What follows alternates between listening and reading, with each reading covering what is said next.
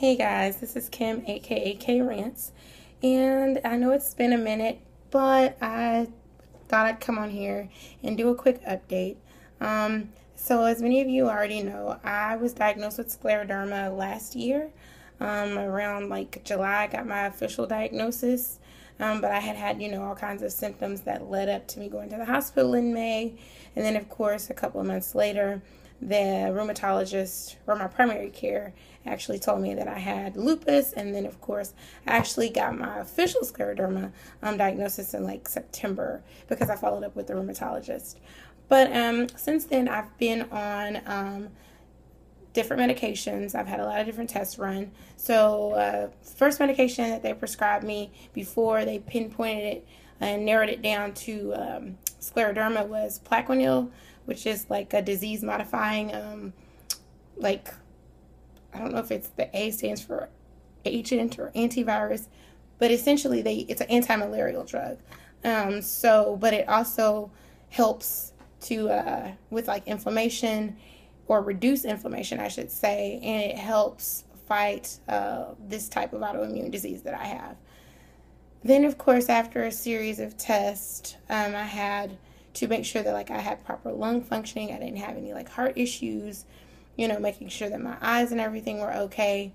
Then my rheumatologist put me on methotrexate, the pill form. It is a chemo drug, and they also use it, say if you have an ectopic pregnancy, they use it to go ahead and induce abortion. So on that medicine. At first I started off just taking 4 pills because it's 2.5 mcg.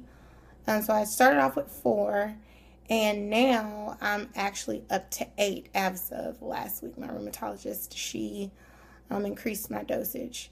So I can honestly say I feel better, but I still have the mobility, the limited, I shouldn't say mobility, maybe more so range of motion.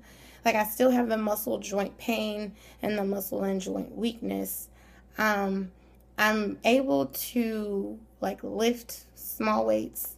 I have a 10-pound kettle that I try to do several times a day to kind of, help with the, loss of muscle mass and stuff like that, or muscle atrophy. And it's helping, but, I'm not going to complain about it because I'm definitely not where I was, and I'm not as debilitated as I know some people who are also struggling with mixed connective tissue disease, lupus, and scleroderma. I'm not as debilitated as other individuals. So I'm still going to, be thankful and grateful for the progress that I've made. So I recently went to a dermatologist because that's another doctor that I'm supposed to see, because with scleroderma, there's an overproduction of collagen, which just wreaks havoc on your skin. It causes it to be just really thick and pleathery and scar tissue-esque all over your body. And so you get these horrible rashes. They itch, they burn. It's horrible. So I was prescribed originally, when I first got my diagnosis, I was prescribed Topicort, which is like a steroid cream, but I'm really not a big medicine person, so I really wasn't using it as often. I still was really just doing the coconut oil and whatnot for moisture and itching and stuff like that. But I didn't like the dermatologist that I originally was going to, so I decided to go and get a second opinion. So I recently went last week and I saw another dermatologist, and so she actually advised that I should use the Topicort. So what I'm going to do is go 2 weeks daily and then take a week off, and then go back to 2 weeks, take a week off, and then by the time I finish that, I will, have another follow-up. So it's about 6 weeks total time frame that would lapse as far as when I go back to the dermatologist.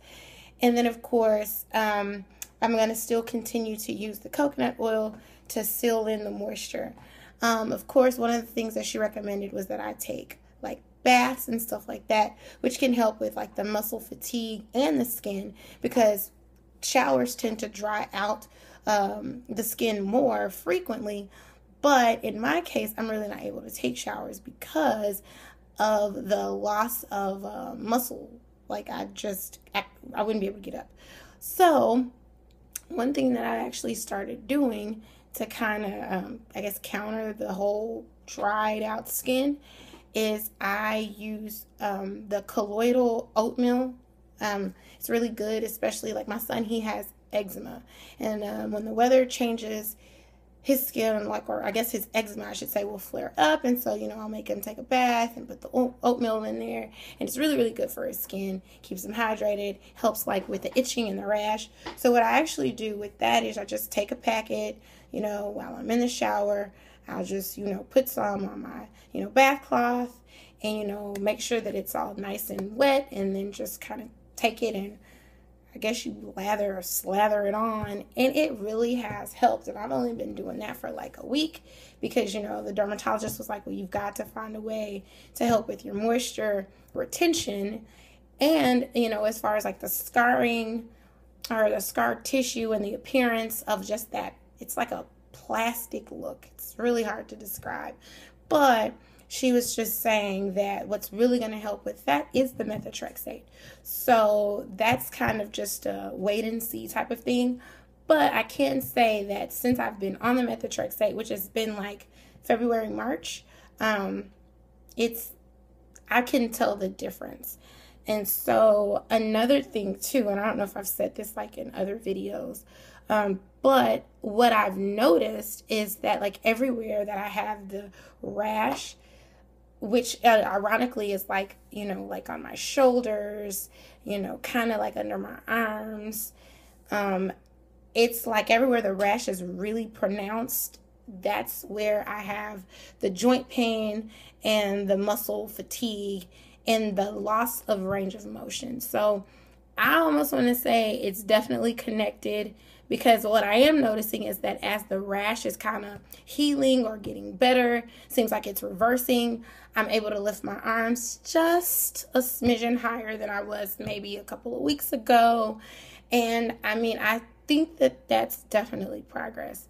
But at any rate, I guess with this, it's an insidious disease in the sense of, it kind of crept up on me and it was like, boom, all of a sudden I couldn't do anything. And so my hope and my expectation as far as this battle going uphill to, get better is that it will kind of be the same thing. I'll get better gradually, it's a slow process. And then before you know it, maybe I'll be back to a level of functioning that's, satisfactory. But I'm still grateful. I'm still thankful for everything. So other than that, there's not really a whole lot more else that I can. Oh, I don't know if I told you guys this, but I did recently go and I was tested for gastritis, which I do have. So I was put on Protonics to help with acid reflux. They did a biopsy and all of that. And so I actually don't have another follow-up appointment with the GI doctor until next month. So I'll definitely keep you guys updated on that. But my reflux has gotten better simply because of my dietary changes. And I think that that's probably one of the most helpful things that any of us can do with the autoimmune illness or any chronic disease is just really be mindful of your diet. I mean, because even for me, like I know eating certain foods causes inflammation. It may, I'll get the crappy, acid reflux. I may get some pain somewhere. And so that's all directly related to my diet.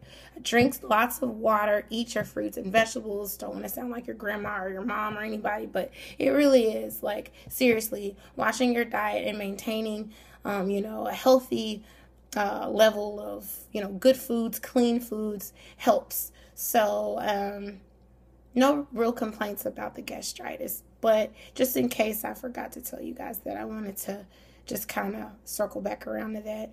And that's pretty much it. I know it's been a minute. I'm going to try to, just be more consistent. I'm studying for my social work exam. I take that in like a couple of weeks. So fingers crossed that one and done, I pass, and then I'll be a licensed social worker. And then I just, hopefully we'll continue to have an open forum about, autoimmune illness, connective tissue disease among women specifically and women of color.